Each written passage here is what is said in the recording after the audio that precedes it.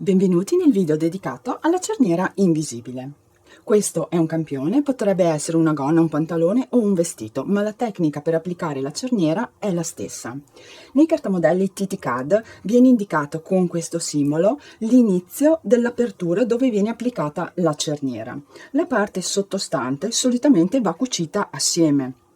Io ho già cucito le due parti della stoffa assieme, qui. E mi sono fermata con la cucitura dove mi veniva indicata con la freccia. Se questo fosse un modello intero, prima bisogna provare il modello e poi effettuare questo secondo passaggio. Questo secondo passaggio che dobbiamo fare è questo. Qui io ho già riportato con il gesso il segno del margine di cucitura che mi veniva indicato dal cartamodello e vado a cucirlo col punto più lungo della macchina da cucire, senza saldare né all'inizio né alla fine. Mi serve solamente per tenere assieme le due parti dove poi andrò ad applicare la cerniera. Cucitura effettuata col punto lungo della macchina da cucire.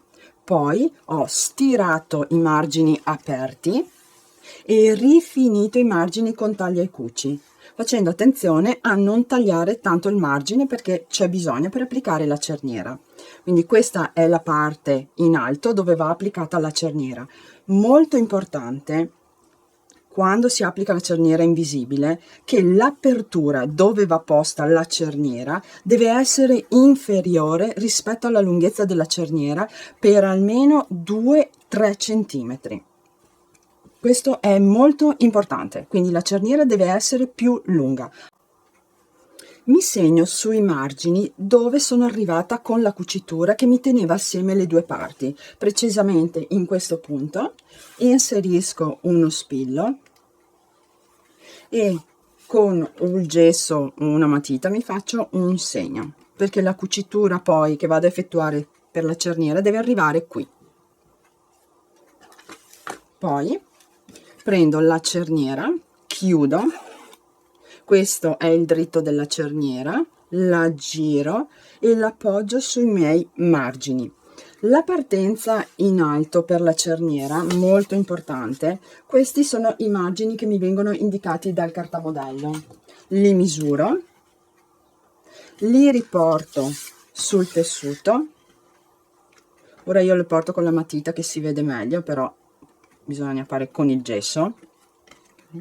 E rispetto al margine indicato dal cartamodello, il cursore della cerniera, quindi questa parte, deve trovarsi un mezzo centimetro più in giù. Devo partire con questo mezzo centimetro qui. Okay? Quindi questo è il margine del cartamodello e qui devo partire con la cerniera.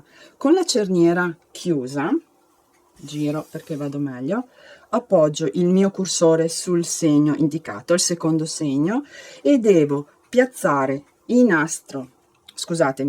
denti della cerniera esattamente sulla cucitura che ho fatto a punto lungo.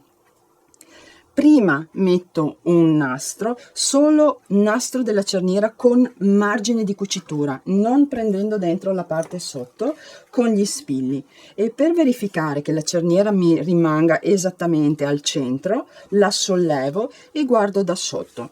Qui deve rimanere, devo vedere proprio i denti perfettamente allineati con la cucitura. Prendo sempre dentro solo il nastro e il margine e blocco con gli spilli. Blocco il primo nastro fin dove avevo fatto il segno con la matita che deve arrivarmi la cerniera.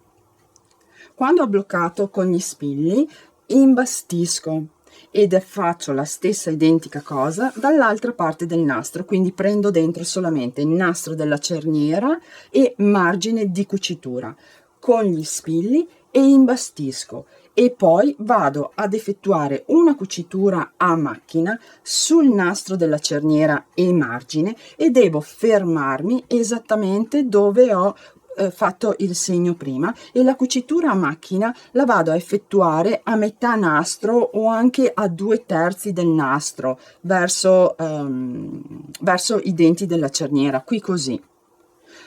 Posso eseguire questa cucitura con il piedino standard, però devo spostare il lago, avvicinarlo ai denti, oppure lo posso anche eseguire con il piedino da cerniere che mi permette di eseguire una cucitura molto vicina ai denti, però non deve essere vicinissima, almeno a 1/3, qui così. Cuciti i 2 nastri della cerniera assieme al margine di cucitura, queste 2 cuciture bianche, e naturalmente vi ricordo che sono partita dove iniziava l'apertura della cerniera, quindi dove terminava la cucitura che teneva assieme le 2 parti. Ora bisogna aprire, togliere la cucitura, quella a punti lunghi, questa che la mia è fucsia, tutta aprirla fin dove l'avevo effettuata. Tolta completamente la cucitura, bisogna aprire la cerniera ed il cursore bisogna portarlo al di sotto della cucitura effettuata prima sui nastri. È molto importante. Prendo il cursore, la linguetta, lo faccio passare dal buchetto e faccio scendere il cursore. La cerniera deve essere completamente aperta con il cursore verso il basso. Ora prendo la mia stoffa sul rovescio, distendo completamente il tessuto, così, e devo effettuare una cucitura con il piedino apposito per la cerniera invisibile qui sotto. Si può andare direttamente con la macchina da cucire, perché questa cucitura fatta in precedenza mi tiene bloccata la cerniera nella posizione corretta. Questo è il mio piedino per la cerniera invisibile. Ce ne sono di tanti modelli. La caratteristica principale che hanno tutti quanti è la parte superiore di avere il foro dove entra il lago e la parte sotto avere queste 2 scalanature con questa lamella centrale che serve per aprire la cerniera e, come ho detto prima, eseguire la cucitura qui sotto. In questo caso il piedino io lo monto sulla macchina da cucire e parto aprendo la cerniera, parto dall'inizio dove ho il primo dente della cerniera, li appoggio sopra il piedino e da solo questa parte davanti del mio piedino mi apre la cerniera e mi permette di eseguire la cucitura esattamente qui sotto. La cucitura a macchina la faccio fin dove c'è l'apertura, quindi fino a qua e non oltre. La effettuo sia da una parte del nastro che dall'altra. Cucitura a macchina effettuata e trovate la cucitura qui sotto.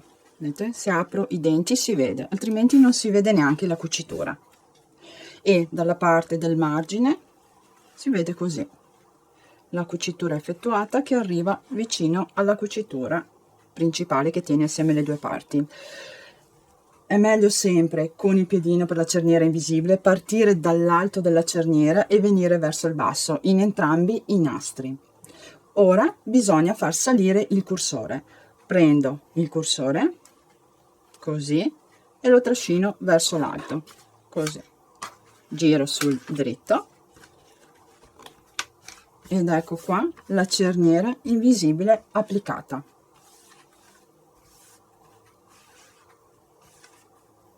Spero di esservi stata utile. Ai prossimi video. Ciao ciao!